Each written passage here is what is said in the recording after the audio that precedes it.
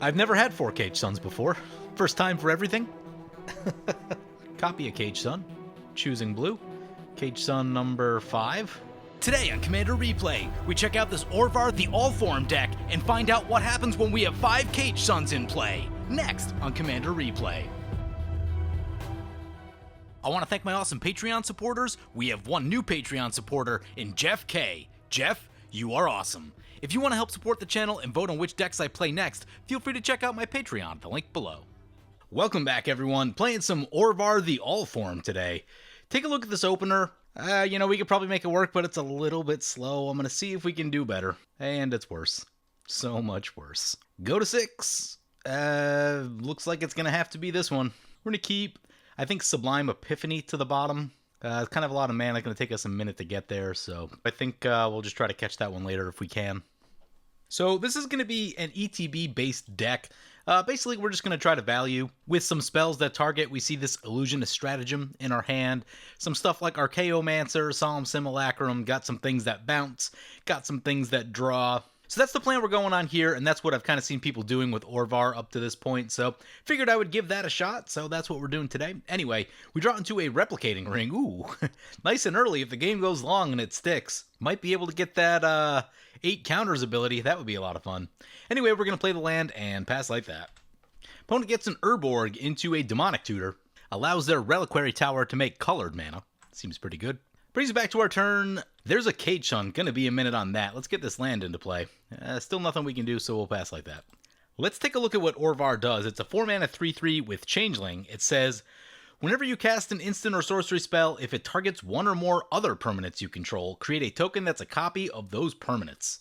And the final ability is, whenever a spell or ability causes you to discard this card, create a token copy that's a copy of target permanent. Pretty interesting commander. The Changeling ability by itself already makes it really cool. I believe there's only 1 or 2 other commanders with Changeling in the text box. I think Morophon and Mistform Ultimus. MTG Mudstut, known for his Mistform Ultimus deck, and a lot of people a little bit sad that Orvar kind of supplants Mistform Ultimus as a commander. It is definitely more powerful, but Mistform is still very fun.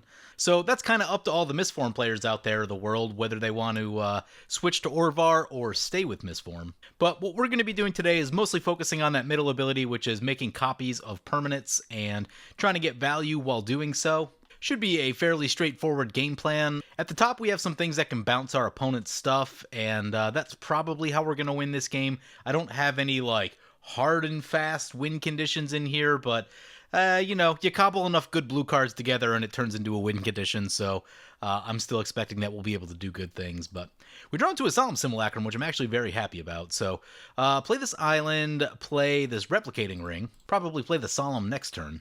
By the way, our opponents did get a Withered Wretch and a Gnarlroot Trapper into play. Kodama's Reach for opponent. Getting some lands. No attacks from D-Manny. It's only a 2/2. They did miss some lands, though. Turn 4, and they're on 2 lands. That might have been their 3rd turn, though. Vampiric Tutor for Zombie Caller. All the tutors. Whatever the best cards in his deck are, go find them. Although it could just be like Urborg Coffers, which, hey, those are kind of the best cards in your deck, right? Once you have those in play, it doesn't really even matter what you're playing, because you can just play more stuff than your opponents. They are that good. Here comes Gilrana into play. D-Manny gonna exile the Demonic Tutor. Yep, I'd imagine the same thing for the Vampiric Tutor. Withered Wretch, underrated card. Usually only shows up in a zombies deck, but if you need graveyard removal, it's not bad. There are certainly better options, like Tormod's Crypt is great because it's free, and I have won many games on the hands of Tormod's Crypt when I do run it, especially at the higher power levels. The amount of times I've heard, I was about to win the game, but Tormod's Crypt. I'm like, yep, that's why it's in there. 0 cost win condition. Anyway, if you need graveyard removal, their situation right now is not the best, but, if you just need something in the deck, it's very reasonable. Anyway, brings it back to our turn. We draw an island. Excellent. I was hoping we would make that land drop. I'm not looking to get stuck yet. We did get a counter on our Replicating Ring, so that's very exciting. 7 more to go.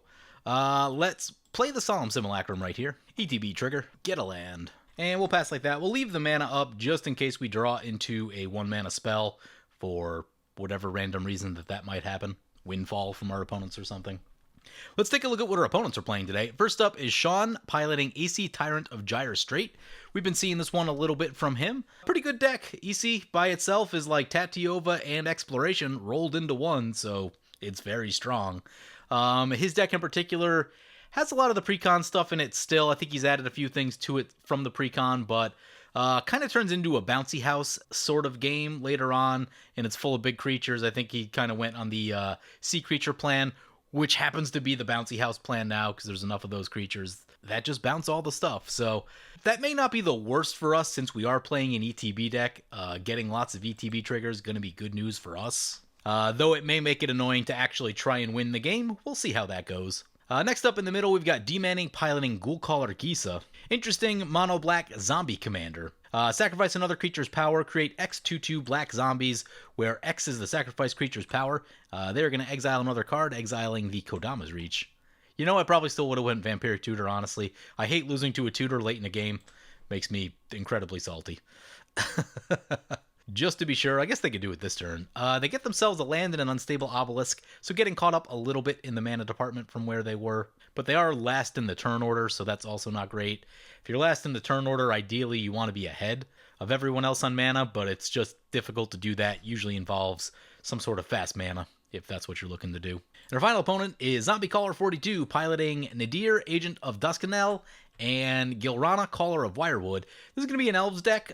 We've seen it a few times on the channel already. And Nadir coming into play says, whenever a non-token creature you control leaves the battlefield, put a +1/+1 counter on it.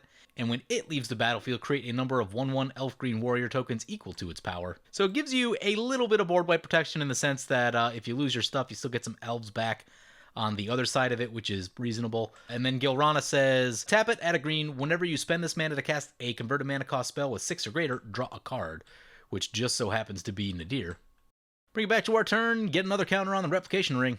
Love it. Into a Whim of Volrath. Ooh, that's got buyback. Sweet. That one may be too narrow. I don't know. We'll see about that one. I think we just cast our commander right here. Or, I mean, like if we wanted to go greedy, we could try the Cage Sun, but that'll probably eat removal. Actually, I wonder if it needs to be a legal target to do the text thing. Can you just target any permanent with this? I gotta look that one up. It can target a card with no appropriate words on it, or even one with no words at all, as it says in the Gatherer. So sweet, that's actually cool. We can, yeah, we'll probably just try and wait till next turn, see if we can buy back on the Solemn Simulacrum a little bit. I'd rather do that than tap out for the Cage Sun at this stage of the game. I'd like a little bit of removal to get out of our opponent's hands before we attempt to do that. Opponent going to swing into D-Manny with the Aesi. Yep. Yeah, a big difference between this and Tatyova also is that it's a 5/5. At points in the game, it's bigger than most of the other things that are out there, so it can get busy in combat if it wants to. Tatyova doesn't really do that. Opponent takes a hit for 5. Charix, the Raging Isle coming in. It's a Leviathan Crab, and it can get huge. It can get +X, -X, where X is the number of islands you control. Currently 2 islands. But I'm sure this deck can ramp like no other. Opponent can exile that Vampiric Tutor. Yep, don't want to get hit with that late in the game off of an Eternal Witness or something like that. All a bad time. You know what's also a cool graveyard removal creature is Nezumi Grave Robber. It's mana intense, so you probably need a mana doubler and had to have ramped a little with the lands to do it. But if you can, it flips over, and then after that you can reanimate your opponent's creatures, which is super sweet. I've only ever done it one time, but I won the game that I did it, and it was a while ago now, but it was a pretty cool play. Pretty cool play. Opponent gets themselves a Bantu's Monument. Yeah, black creatures cost less. Whenever they cast one, each opponent loses 1 life, you gain 1 life. That is potentially helpful in the sense that, like, if Sean's Bouncy House gets going, that is a way to get damage on him that doesn't involve combat. Because the problem with Bouncy House decks is that it becomes really hard to attack, especially if you don't have haste. So something like a Bantu's Monument could be very helpful for that. Tyvar Kel, elves have tap to add a black, +1. Put a +1/+1 counter on up to 1 target elf, untap it, gains Death Touch, which they're going to do. You can 0 it to create an elf warrior, or you can -6. You get an emblem with whenever you cast an elf spell, it gains haste until end of turn, and you draw 2 cards. That seems pretty good. It's already got 4 loyalty. They're not like that far away. Don't really have a clear path in there. Shaman of the Pack. Can enter the battlefield, and target opponent will lose life equal to the number of elves you control. Looks like that's going to be 4. Where do they want to send it? At Sean. Okay. Doesn't like the Bouncy House deck. I know we could cast this without the buyback right here, but I want it with the buyback, so unless something happens where we're going to lose it. And I know we could get it back later with the Archaeomancer, but gives us 1 additional land. I'd rather just have the spell. Replication Ring, another counter, going up to 3. Another island off the top. That actually makes me happy. I'm still trying to catch all those land drops. That's 6. So that's 7 total mana. Yeah, I think we're just going to play the Whim of Volrath twice. Not really looking to go anywhere in this moment. I think we can hold off a turn on the Propaganda, but I probably want to get the Propaganda in next turn. Use this turn to like double ramp, basically. Mana-wise, hitting this on a Solemn Simulacrum would be similar to a Burnished Heart. You're paying 6 to ramp twice, but you have potential to do more with it later on, which is a thing. But it does take some setup in that you need 2 4-drops in play to make it happen. But, you know, looks pretty cool. It's definitely an interaction that I'm excited about. First thing I thought of, I'm like, all right, let's start copying some Solemn Simulacrums. Get the ramp. If a board wipe happens, we're going to draw a lot. Love it. Ooh, that's Coma Cosmos Serpent. Pretty good card. It's a 6/6. Can't be countered. At the beginning of each upkeep, create a 3/3 Serpent. Sacrifice another Serpent. Tap target permanent. Its activated abilities can't be activated. Or Coma gains indestructible. It's kind of tough to get rid of. It's not the easiest thing to deal with. Aesi going into the Tyvar. See if they throw something in front. They do. Gonna throw the Gilrana in front. Exile the Rampant Growth. 3/3 Serpent. Yeah. I wish that ability... man... I wish the abilities on there were slightly less impactful. Tapping stuff down and protection is a lot. Indestructible? Kinda wish it wasn't indestructible. I'd probably settle for Hexproof. I'd be fine with Hexproof because that means you can still get it with a board wipe, but indestructible feels really good. Liliana, Heretical Healer coming in, Bantu's Monument. Somehow I think we've got a loose 2v2 going on with zombies versus blue stuff. We'll see how long that lasts. Another Coma Serpent. Yep. Opponent gonna put Death Touch on this Nadir. Gilrana coming in. Opponent's gonna tap down the Nadir. See if they float a mana in response. They do. Ooh, Smothering Abomination. At the beginning of your upkeep, sacrifice a creature. Whenever you sacrifice a creature, draw a card. Devoid and Flying. Solid. It is now the end step. Time to Whim of Volrath. Oops, almost didn't use the buyback. Cast with buyback. Targeting Solemn Simulacrum. Pay the 3. Orvar will trigger. All the sad robots, opponent says. Oh no, opponent's gonna force a Vigor on our Replicating Ring and our Solemn Simulacrum. The good news is, we've already got 1 Solemn Simulacrum, so we can just copy that one. And we'll get to draw a card. Oh no, is that Exile? Please don't be Exile. No, that one's Destroy. Fantastic. So we get to draw a card. I would like to catch either like a land and something else between this draw and our drop return. There's another land. 1/2 of the equation is complete. Grab an island. Oh no, that fizzles the buyback though. Oh, the sadness. Well, we can do this thing. No, because that's a token. We can't blink the token. That is unfortunate. Oh no, opponent's got Exile. That's not great. They exile a thing. Archaeomancer, offline. Don't love it. Brings it back to our turn. Coma trigger. There's a Ghostly Flicker. Much less good with our Solemn Simulacrum going down. Play an island, play a Cage Sun, choosing blue. Here's the thing. We could Propaganda or we could Ghostly Flicker. Can't do both. Ghostly Flicker keeps the Cage Sun alive from a lot of things, and that seems like it might be very important, but we've got the Solemn Simulacrum. I guess that's a blocker. I think I'm just going to pass. There's a lot of power on board. We could probably pressure D-Manny a little bit, but then we're wide open to everything else. So we're going to try to protect the Cage Sun if we have to with the Ghostly Flicker, and then we'll Propaganda next turn. Yeah, so like once a Coma hits the battlefield, then it's very hard to attack in on the ground, and that player is just going to have a lot of power and a lot of utility. It is not something I'm looking forward to facing, especially with like a combat deck. Because it's just like, oh, tap your thing down. Awesome. Just what I wanted. My thing tapped down. This is great. Aesi swinging into the Planeswalker once again. Coma coming our way. Yeah, we're just going to throw the Solemn Simulacrum in front. Oh, big thing to keep in mind, too, is that... Oh, we can still Ghostly Flicker. Yeah, because it doesn't actually need to come into play. We'll still get the ETB copy. Maybe we just take the 6. It's not their commander, so it's not the end of the world. As much as I want to draw the card, Ghostly Flicker on Solemn and Cage Sun will get us another Cage Sun and another Solemn. That seems like a good place to be. Down to 33, opponent loses their Shaman of the Pack. Stump Squall Hydra enters the battlefield, distribute 5 +1/+1 counters among any number of commanders. Could be worse. Can exile the Shaman of the pack. And our Solemn Simulacrum. Coma trigger. Yep, so much power. Diabolic Intent, sacrificing the Withered Wretch. Thank God we need to get rid of that. Bad news for us. That'll flip the Liliana. They'll get the Search one time also. I wonder if this is the Toxic Deluge. Because you basically has to be a Deluge to get rid of the Coma. You have to go X7 to kill the Aesi. Oh yeah, it's the Deluge, X7. So in response to that, we're going to Ghostly Flicker, Solemn Simulacrum, and Cage Sun. Oh, we have to choose one? We can't get both? Of one of those permanents. Cage Sun? Kind of need the card draw, but yeah, we shouldn't have targeted the Solemn Simulacrum. Whoops. So we'd be drawing a card, and I would very much like to be drawing a card right now. So everything except the Charix getting blown up, because it has a whole bunch of toughness. Orvar back to the command zone. Orvar played for keeps. Says y'all in trouble now. Our hand's a little thin, honestly. Although I suppose we can get some card draw going with Illusionist Stratagem, Archaeomancer, something like that. Each player discards a card. Ew. I guess get rid of the Stratagem and then use the Archaeomancer to get it back. Be very sad if our Cage Suns get blown up before we get a turn with them right here. Witch's Cottage. Put a creature back on top. Probably go Smothering Abomination, yeah. Card draw is king. Too good not to. Nadir back to play. Tyvar is going to plus on it. Things are looking good for these Cage Suns. Dual Cage Suns.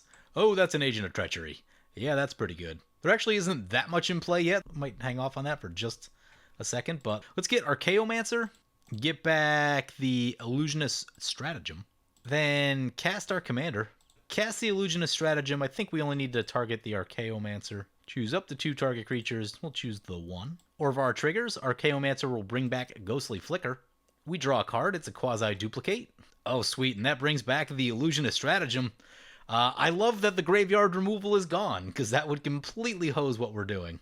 Quasi-duplicate on the thing? No, let's do the card draw one again, because still a little thin on cards. We get another copy. We draw another card. There's a Rhystic Study. So that's in the graveyard. We'll go Rhystic Study and Propaganda, I think is now the time. We'll get the Rhystic Study right here, and we can leave up 3 for the Ghostly Flicker. Seems like a plan to me. Pass like that. Charix on our side could do some real damage. Activate that one time, and it will get really large. We have 7 islands. Oh no, an Acidic Slime. Oh, and they paid. Oh, this is so rude. We cannot protect the Rhystic Study. We can protect, sort of. Oh, they're going to go for a Cage Sun. Exiling it doesn't help, but it does create another one, so... Ooh, but we lose the mana. Well, might as well Ghostly Flicker while it's here, so... Oh, that's the original one. Yeah, no, let's Flicker that one. That is not the token copy. So, Flicker Cage Sun, Flicker the original Archaeomancer, pay the 3. What do we need a copy of more? Do we need a 3rd Cage Sun? I think for the lols, we probably should, even though, like, getting both of our spells back seems like a better idea. Let's make a 3rd Cage Sun. Seems like fun. It'll keep pumping our stuff up. Maybe we'll get there with Archaeomancers and Cage Suns. Choosing blue. Archaeomancer trigger. Let's get the Illusionist Stratagem back. We're kind of soft to another board wipe. We would lose the Archaeomancer, and that would be a bad time. We got a nice thing going with the Archaeomancers right now. That's interesting. So, like, what other stuff could you do with that? You could trigger, like, an Altar of the Brood, but, I don't know, going infinite with that may not make the most sense, but you can still annoy people to death with things like that. That's a Beacon of Unrest getting, ooh, the Coma. Gross. But at least we get to draw a card. It's an Ancient Tomb. Islands are better, given the Cage Sun situation. Each player discards a card. We'll discard the Ancient Tomb, since, just doesn't feel that necessary with... There's an Urborg in play, so we could tap it without losing life, but, you know, I'd rather just draw an island and then play the island. And I think as long as our stuff holds up, we should be able to draw more cards, and likely one of them will be an island. Coma trigger. It is back. Oh, you want what we can do? We can steal that Coma with the Agent of Treachery. So, yeah, just like I said, hanging on to the Agent of Treachery for a moment. Probably going to be a good idea. Opponent's going to ult that Tyvar Cal. Yeah, there they go. They have an emblem. Whenever they cast an elf spell, it gains haste, draw 2 cards. Seems good. Seems very good. Recasting Gilrana. Triggers Tyvar Cal, triggers the Rhystic Study. Pays for the Rhystic Study. Blight Soil coming in. Yep, they're going to draw 2 more cards. It's going to keep them very full.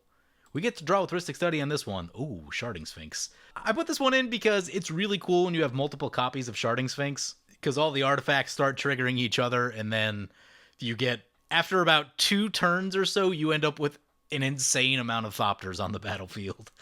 And so, yeah, if you're cloning stuff, this is one that I've always enjoyed cloning. It's really fun when you have two of them.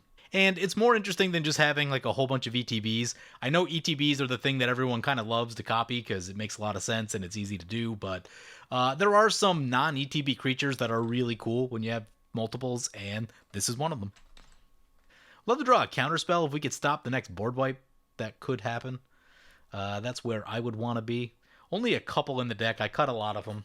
Didn't want to go super hard on the mono blue control. Opponent going to send a 4/4 over to the Coma. It does not have Death Touch, actually.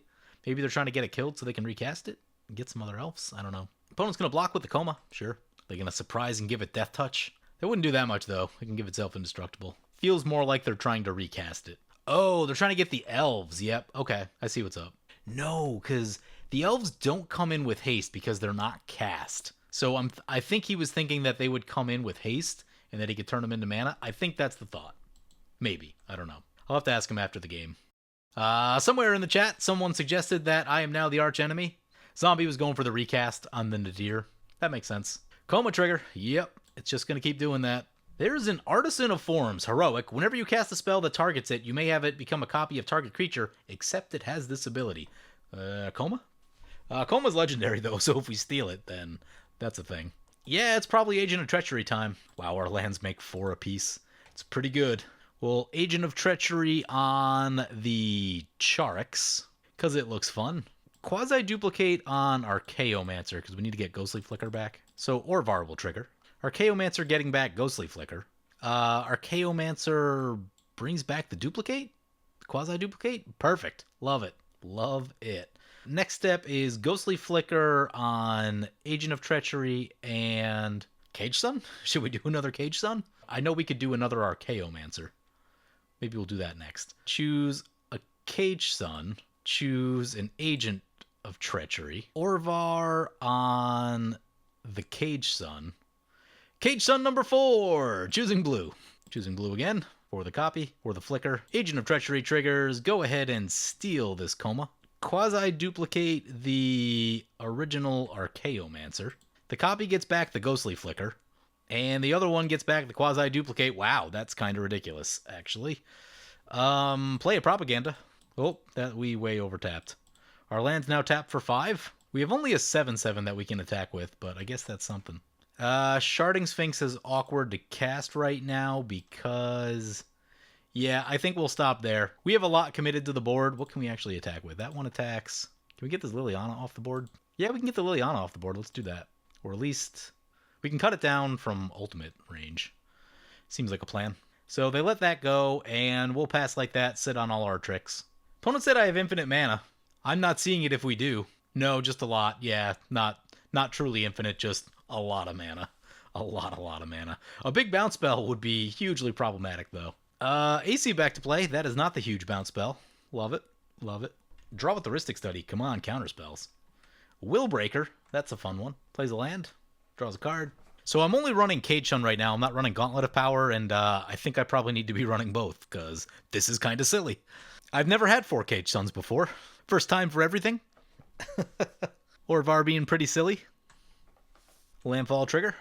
Ooh, opponent uses the land side of Balaged Recovery. Their graveyard's not amazing, but maybe they're going for the card draw, but Force of Vigor is something. The Coma Coils we're making are 7/7s. That's insane. Funny enough, those have Swamp Walk, and there's an Urborg in play. We do have swamps. No, the Coma Coil. Huh. Opponent attempting the Great Aurora. Each player shuffles all the cards from his or her hand and all permanents they own into their library, then draws that many cards. Each player puts any number of land cards from their hand onto the battlefield. Exile the Great Aurora. Well, we're going to attempt to counter that. Start with the Rhystic Study.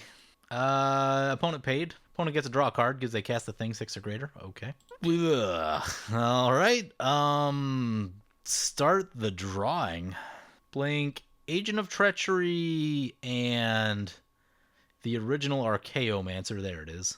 Choose a permanent to copy Agent of Treachery, I guess. Steal this Aesi. Opponent's going to go for the throat, our Agent of Treachery.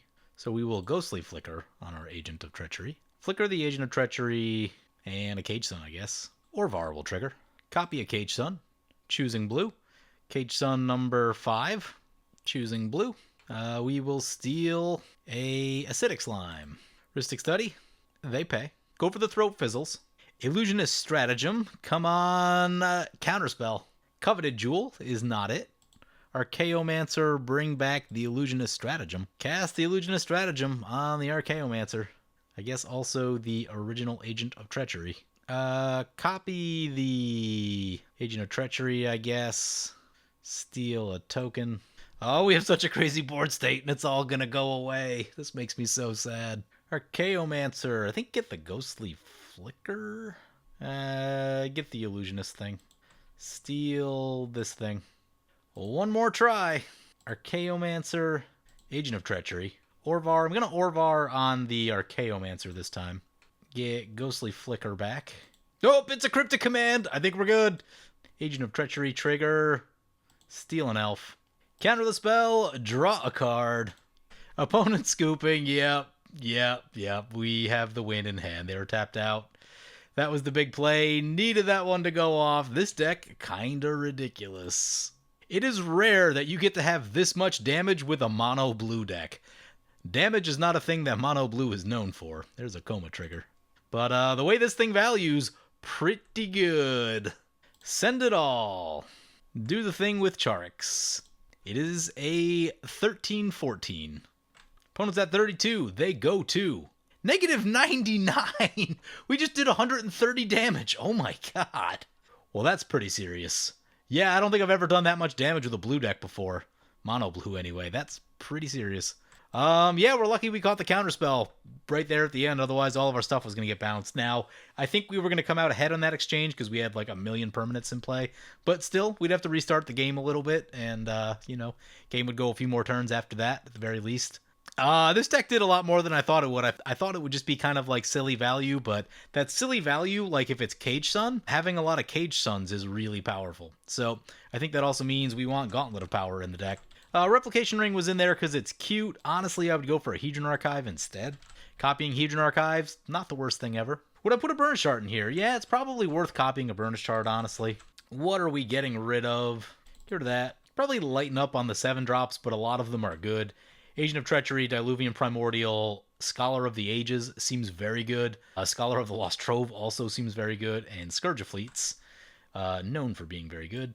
1 card over. What are we getting rid of? Probably change the ramp. Probably live without this Midnight Clock. It's fine, but cut that. I think I like the Burnish Heart better.